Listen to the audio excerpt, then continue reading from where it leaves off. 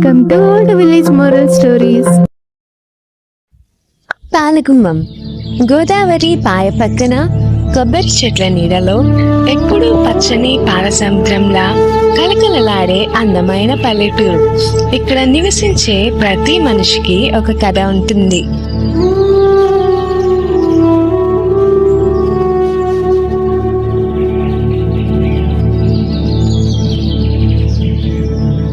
మన కథానాయకుడు అప్పారావు తాతయ్య.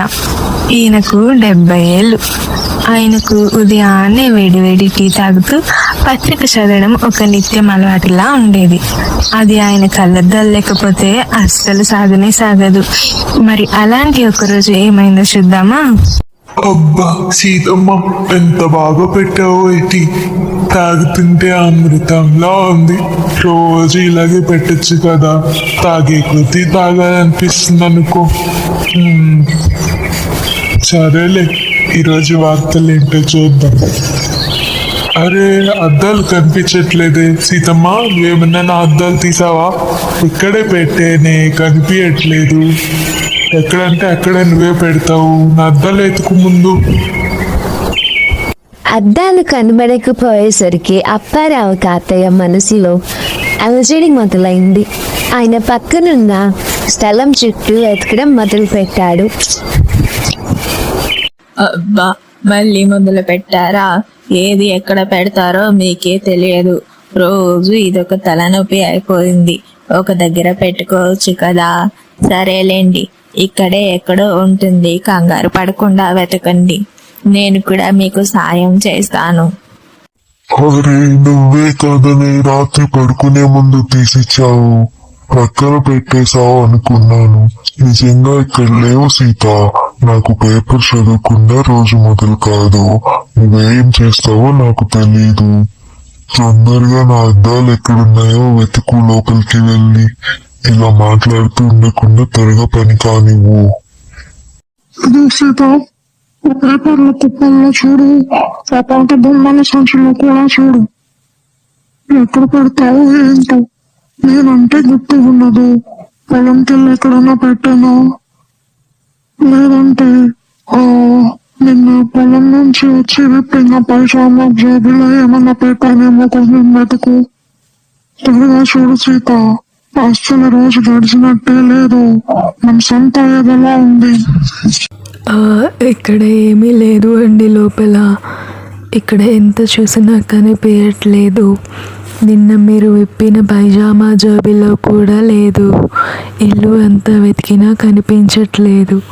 ఎక్కడ పెట్టారో ఏమో. అయినా ఒక దగ్గర పెట్టుకోవచ్చు కదండి, పొద్దున్నే ఇలా చేస్తున్నారు. ఒకసారి నా చలివేంద్రం దగ్గర కూడా చూడవచ్చు కదా, అక్కడ ఏమన్నా పెట్టారేమో మీరు నిన్న హడావడిలో. ఒకసారి వెళ్ళి అక్కడ కూడా చూడండి, ఉంటుంది ఏమో. అయినా అక్కడ నేను ఎందుకు పెడతానే?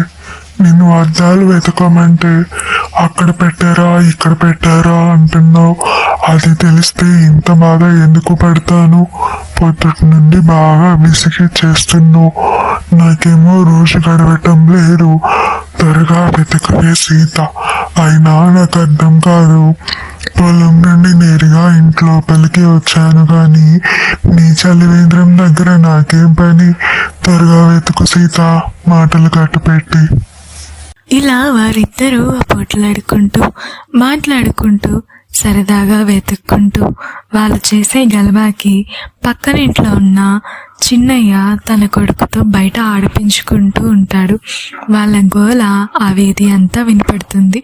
వెంటనే చిన్నయ్య గబగబా అప్పారావు తాత దగ్గరికి పరిగెత్తుకుంటూ వస్తాడు.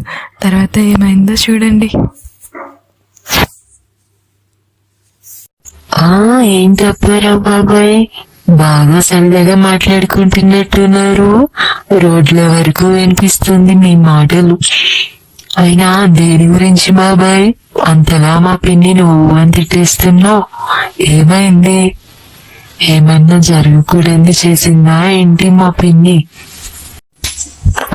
సరదాగానా? మీ పిన్ని ఏం చేసిందో చూడు.